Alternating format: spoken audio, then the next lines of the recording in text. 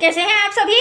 I hope अच्छे होंगे, right. चलिए, मैं योगिता प्रजापति चैनल पर आप सभी का स्वागत करती हूँ और आज मैं आपके लिए लेके एक्सरसाइज 3.3 का क्वेश्चन नंबर 3 जिसका आज हम 4th पार्ट सॉल्व करेंगे, राइट। तो प्लीज ध्यान समझिएगा क्योंकि भारत वाले सम है और इनसे इक्वेशन बनाना थोड़ा डिफिकल्ट होता है। ओके बच्चों, और साथ ही लाइक शेयर करना मत भूलिएगा। ओके, तो चलिए स्टार्ट करते हैं। देखिए क्या कहना है इस क्वेश्चन में। एक नगर में टैक्सी के भाड़े में एक नियत भाड़े के अतिरिक्त चली गई दूरी पर भाड़ा सम्मिलित किया जाता है। ठीक है, नियत भाड़ा है मतलब कि फिक्स्ड है और उसके अलावा अतिरिक्त दूरी और चली गई है। अब 10 किलोमीटर दूरी के लिए भाड़ा 105 रुपए है तथा 15 किलोमीटर दूरी के लिए भाड़ा 155 रुपए है। अब हमें नियत भाड़ा बताना है तथा प्रति किलोमीटर का भाड़ा क्या है वो निकाल के बताना है। जब ये दोनों भाड़ा हमारे सामने इनका आंसर आ जाएगा, फिर एक व्यक्ति को 25 किलोमीटर यात्रा करने के लिए कितना भाड़ा देना होगा, फिर हम लास्ट में ये वाला क्वेश्चन सॉल्व करेंगे जो कि बहुत ही इजी है। तो चलिए सबसे पहले थोड़ा सा बेसिक समझ लीजिए। नियत भाड़ा दोनों कंडीशन में हमें नहीं दिया गया है क्योंकि नियत भाड़ा फिक्स है और एक पहली कंडीशन में 10 किलोमीटर दूरी तय की गई है जिसमें 105 रुपए लग रहे हैं। दूसरी कंडीशन में 15 किलोमीटर की दूरी तय की गई जिसमें 155 रुपए लग रहे हैं। तो आइए थोड़ा सा एग्जाम्पल से समझते हैं। मान लीजिए कोई व्यक्ति है जो यहाँ से यहाँ तक फिक्स जाने की सोच रहा है। ठीक है, यहाँ से यहाँ तक उसका फिक्स भाड़ा है जिसे हम नियत भाड़ा कहेंगे x। अब वो यहाँ ना उतरते हुए, इस स्टॉप पर ना उतरते हुए वो और 1 किलोमीटर फिर 1 किलोमीटर इस तरह से वो प्रति किलोमीटर और दूरी तय कर रहा है। मतलब वो उसकी इच्छा और आगे जाने की होगी। तो ये जो प्रति किलोमीटर है, ये प्रति किलोमीटर हमारा क्या है, y। तो इसे हम y मान लेते हैं और नियत भाड़ा क्या हो जाएगा, x। तो यहाँ पर लिख लेते हैं हम, माना कि नियत भाड़ा बराबर x रुपए, क्योंकि हम भाड़े की बात कर रहे हैं तो यहाँ पर रुपीस तो लेना पड़ेगा, राइट बच्चों। और नियत भाड़ा x रुपए है तो प्रति किलोमीटर भाड़ा क्या हो जाएगा, प्रति किलोमीटर भाड़ा इक्वल्स टू y रुपीस। यहाँ तक कोई डाउट आपको? ये दोनों चीजें मान लिए, आप सब में आ जाइए। देखिए क्या कहा गया है। देखो नियत तो फिक्स है, नियत के बारे में हमें कुछ भी नहीं बोला है नियत भाड़े का, लेकिन किलोमीटर भाड़े के बारे में हमें 10 दे रखा है और टोटल कितने रुपए लग रहे हैं, 105। तो पहली इक्वेशन में नियत भाड़ा तो फिक्स x और कितने किलोमीटर दूर जा रहे हैं बच्चों, 10 किलोमीटर। तो ये 10y हो जाएगा क्योंकि प्रति किलोमीटर को हमने y माना है। इक्वल टू दोनों के मिला के टोटल कितने रुपए लग रहे हैं, 105। ये हो गया हमारा इक्वेशन नंबर फर्स्ट। यहां तक कोई डाउट आपको? सेकेंड लाइन में हमें 15 किलोमीटर के लिए 155 रुपए देना है और सेकेंड कंडीशन में भी जो नियत भाड़ा है वो फिक्स है। तो यहाँ पर भी क्या हो जाएगा, 15 किलोमीटर और कितने रुपए देने पड़ रहे हैं, 155। ये हो गया हमारा इक्वेशन नंबर 2। अब चूंकि हमारा 3.3 एक्सरसाइज है तो प्रतिस्थापन विधि से इसे सॉल्व करना होगा और 2 इक्वेशन है तो इनसे हमें क्या बनाना होगा, तीसरी इक्वेशन जो कि कंपलसरी है, राइट। तो चलिए हम इक्वेशन नंबर यहाँ पर फर्स्ट से x का मान निकाल लेते हैं। तो लिखेंगे हम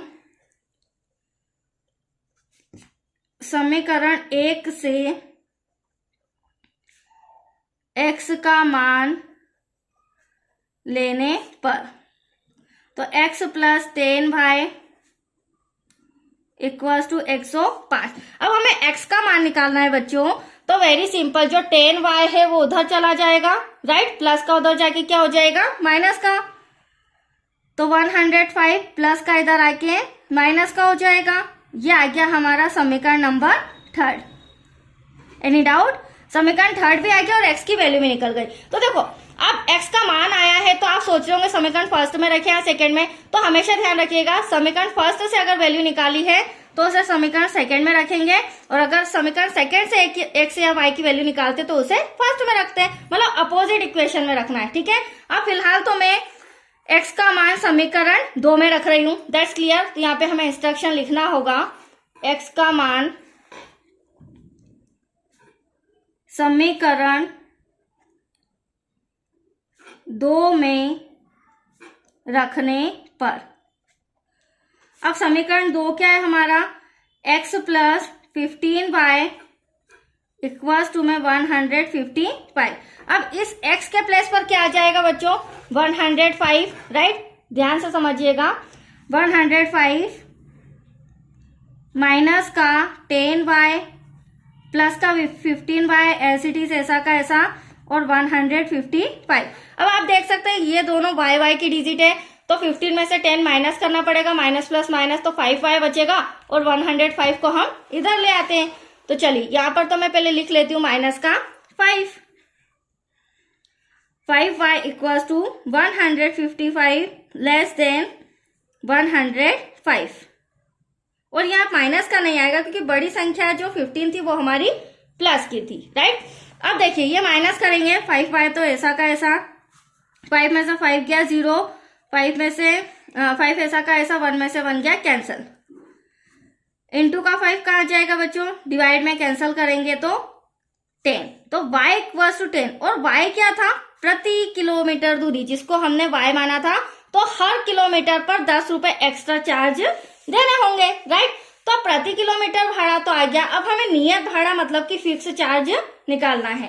तो y का मान अब हम रखेंगे समीकरण 3 में, y का मान समीकरण 3 में रखने पर, अब समीकरण 3 क्या है बच्चों, वो है हमारा x इक्वल्स टू 105 माइनस का 10y, जिसे हमने अलग से बनाया था, राइट। अब देखिए यहाँ पर 100 तो ऐसा कैसा, 105 तो as it is, minus 10, y के प्लेस पर क्या आ जाएगा 10।